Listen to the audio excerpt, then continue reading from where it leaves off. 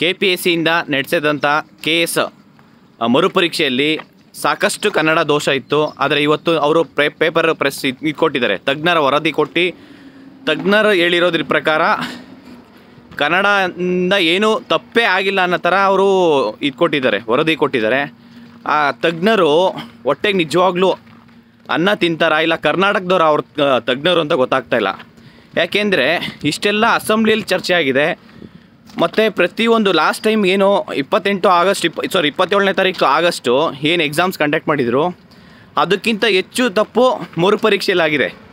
ಮರುಪರೀಕ್ಷೆಯಲ್ಲಿ ಇಷ್ಟೆಲ್ಲ ತಪ್ಪಾದರೂ ಕೂಡ ಮೊದಲು ವರದಿ ಕೊಟ್ಟಿದ್ದಾರೆ ಅಂದರೆ ಕನ್ನಡ ಮಿಸ್ಟೇಕ್ ಆಗಿದೆ ಅಂತ ಹೇಳಿ. ಈಗ ಎರಡನೇ ಸರಿ ಕನ್ನಡ ಮಿಸ್ಟೇಕ್ ಆಗಿಲ್ಲ ಅಂತೇಳಿ ಸರ್ಕಾರ ಕೂಡ ಏನಾದರೂ ಈ ಒಂದು KPSC ಭ್ರಷ್ಟಾಚಾರಕ್ಕೆ ಏನಾದರೂ ಇವರು ಕೈ ಇದೆಯಾ ಅಂತ.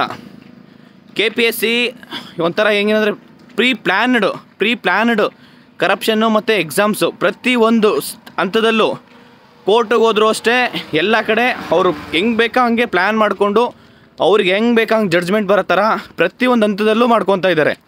ಅಂದರೆ KPSC ಅವರು ಸರ್ಕಾರ KPSC ಪಾತ್ರ ಏನು ಇಲ್ಲಿ KS ಮರುಪರೀಕ್ಷೆಯಲ್ಲಿ ಆಗಿರೋಂಥ ಕನ್ನಡ ಅಭ್ಯರ್ಥಿಗಳಿಗೆ ನ್ಯಾಯ ಕೊಡಿಸೋದಕ್ಕೆ ಏನಾಗಿದೆ ಇವರಿಗೆ? ಇಷ್ಟೆಲ್ಲ ತಪ್ಪಿಟ್ಕೊಂಡು ಕೂಡ ತಜ್ಞರು ನಿಜವಾಗ್ಲೂ ಅವರು ತಜ್ಞರಂತ ಅನ್ಸ್ಕೊಳಲ್ಲ. ಇವರು ತಜ್ಞರು ಸುಳ್ಳು ಮಾಹಿತಿ ಕೊಡ್ತಾರಂತಂದರೆ ತಜ್ಞರು ನಿಜವಾಗ್ಲೂ ಕಮಿಟಿ ಮಾಡಿದಾರಾ ಇವರು KPSC ಅವರು ಅನ್ನೋದೊಂದು ಪ್ರಶ್ನೆ ಕಾಡ್ತಾ ಇದೆ ಇಲ್ಲಿ. ನನಗೆ ಅನಿಸುತ್ತೆ KPSCಯಿಂದ ಯಾವುದೇ ರೀತಿ ತಜ್ಞರು ಇಟ್ಟೇ ಇಲ್ಲ ಅಂತ ಅನ್ಕೊತೀನಿ. ಯಾಕೆಂದರೆ ಅವ್ರು ಇಟ್ಟಿದ್ರೆ ಅವರು ಪ್ರಶ್ನೆ ಪತ್ರಿಕೆ ತಪ್ಪೇ ಇಲ್ಲ ಅಂತ ಹೇಳೋದಕ್ಕೆ ಅವರು ಯಾವುದೇ ಒಂದು ಸಣ್ಣ ಈಗ ಒಂದು ಫಸ್ಟ್ ಸ್ಟ್ಯಾಂಡರ್ಡ್ ಸೆಕೆಂಡ್ ಸ್ಟ್ಯಾಂಡರ್ಡ್ಗೆ ಆ ಕ್ವಶನ್ ಪೇಪರ್ ಕೊಟ್ಟರೆ KPSCಯಿಂದ ನಡೆಸಿರೋಂಥ KS ಎಕ್ಸಾಮ್ಸ್ದು ಅವರು ಕೂಡ ಹೇಳ್ತಾರೆ ಇಷ್ಟೆಲ್ಲ ಮಿಸ್ಟೇಕ್ಸ್ ಇದೆ ಇಲ್ಲ ಅಂತ ಹೇಳಿ. ನೀವಂಥದ್ದು ತಜ್ಞರು ಅಂತ ಅನ್ಸ್ಕೊತಿದ್ದೀರಾ, ಈ ಒಂದು ಕ್ವಶನ್ ಮಿಸ್ಟೇಕೇ ಇಲ್ಲ, ಪ್ರಶ್ನೆ ಪತ್ರಿಕೆ ದೋಷ ಇಲ್ಲ ಅಂತ ಹೇಳ್ತಾ ಇದ್ದೀರಾ ಅಂತಂದರೆ ನಿಜವಾಗ್ಲೂ ನೀವು ಕನ್ನಡದವರೇನಾ, ನೀವು ಇಲ್ಲ ಕಮಿಟಿ ಫಾರ್ಮ್ ಮಾಡಿದ್ರಾ ಅನ್ನೋದೊಂದು ಪ್ರಶ್ನೆ ಕಾಡ್ತಾ ಇದೆ.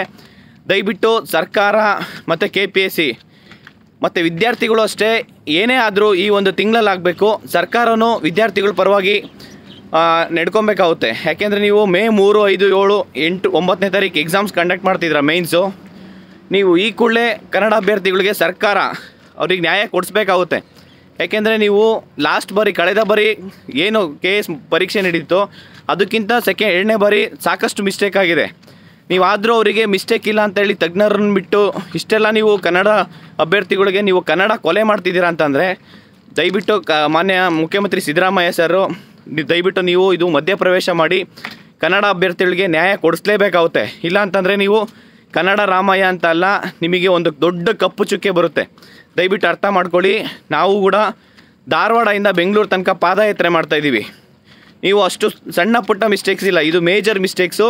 ಅದು ಕಾಂಪಿಟೇಟಿವ್ ಎಕ್ಸಾಮ್ಸ್ ಅಂದರೆ ಪ್ರತಿ ಒಂದು ಪ್ರಶ್ನೆನೂ ಇಂಪಾರ್ಟೆಂಟ್ ಇರುತ್ತೆ, ಪ್ರತಿ ಒಂದು ಮಾರ್ಕ್ಸ್ ಇಂಪಾರ್ಟೆಂಟ್ ಇದೆ. 0.1 ಮಾರ್ಕ್ಸಲ್ಲೂ ಕೂಡ ಕಟ್ ಆಫಿಂದ ಆಚೆ ಹೋಗೋರು ಎಷ್ಟೋ ಸಾವಿರಾರು ಜನ ಇದ್ದಾರೆ. ಮತ್ತು ತುಂಬ ಸೀರಿಯಸ್ಸಾಗಿ ಕಷ್ಟಪಟ್ಟು ಓದಿರೋ ವಿದ್ಯಾರ್ಥಿಗಳಿದ್ದಾರೆ. ಅವ್ರಿಗೆ ಯಾರಿಗೂ ಮೋಸ ಮಾಡಬೇಡಿ ಅಂತ ಕೇಳ್ಕೊತೀನಿ. Thank you. ನಮಸ್ಕಾರ.